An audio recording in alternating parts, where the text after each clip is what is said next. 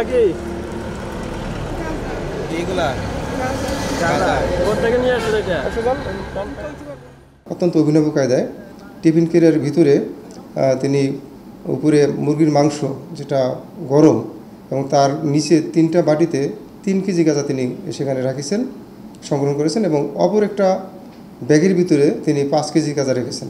গোপন তথ্যের ভিত্তিতে তাকে আটক করতে সক্ষম হই। তাকে আমরা আইনের আওতায় নেব।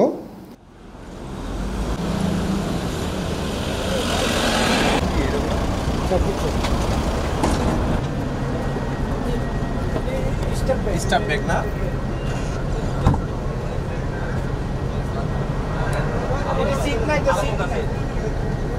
দেখো আজকে না দেখো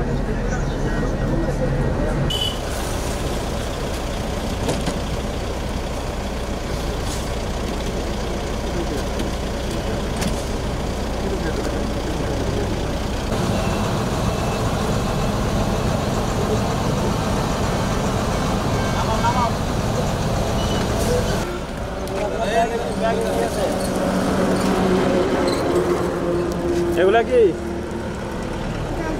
এইগুলা কোথেকে নিয়ে আসলে এটা? বাস স্ট্যান্ড থেকে বরিশাল। আর প্রথমে রয়্যাল কোস্ট থেকে যে আটককৃত মহিলা তিনি স্বীকার করেছেন যে তিনি গতকালকে বরিশাল থেকে এসেছেন। বরিশাল থেকে তিনি একটা বাড়িতে ছিলেন, সেই বাড়িটি তিনি চেনেন না, তবে তিনি আমাদেরকে দেখাতে পারেন না বাড়িটি, তিনি মানে তথ্য গোপন করতেছেন। সেখান থেকে বাড়িতে বসে তিনি এগুলো সংগ্রহ গাঁজাগুলো তার টিফিন ক্যারিয়ারে ঢুকিয়েছেন। সেখান থেকে তিনি গাঁজাগুলো বরিশালে নিয়ে যাবেন বলে আমাদের প্রথমে জানিয়েছেন।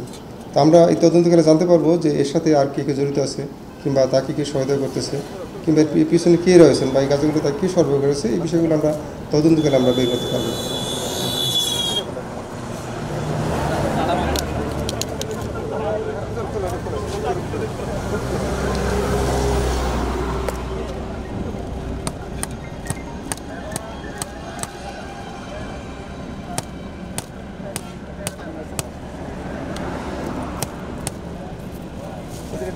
রাজা কিভাবে না দেখছেন ভাতের ভিতরে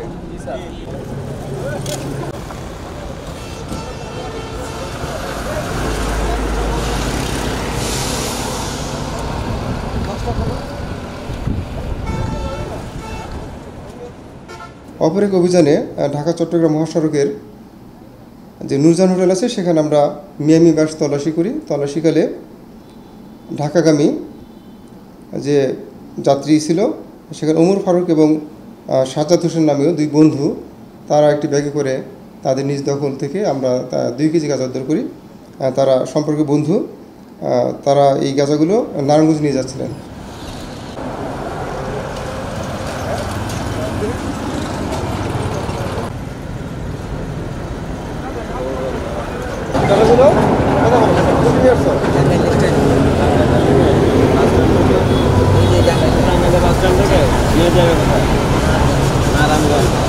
কোথায় নিয়ে যাচ্ছিল? কোথায়? নারায়ণগঞ্জ।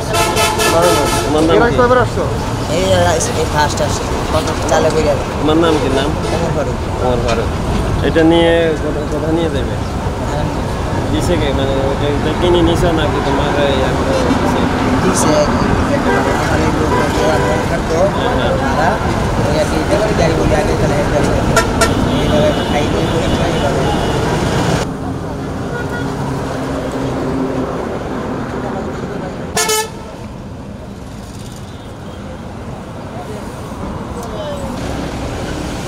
কুমিল্লাকে মাদকমুক্ত করার জন্য আমরা কাজ করে যাচ্ছি এবং মাননীয় প্রধানমন্ত্রী যে 0 টলারেন্স নীতি ঘোষণা করেছেন, অঙ্গীকারকে সামনে রেখে আমরা মাঠ পর্যায়ে আমরা কাজ করে যাচ্ছি। আমাদের অতিরিক্ত পরিচালক মহোদয় আছেন, তার নেতৃত্বে তার নির্দেশনে আমরা কাজ করে যাচ্ছি।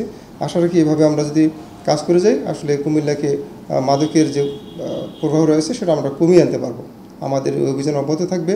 আগামীতেও আমাদের এই মাদকের বিরুদ্ধে 0 টলারেন্স নীতি নিয়ে আমরা কাজ করবো মাঠ পর্যায়ে।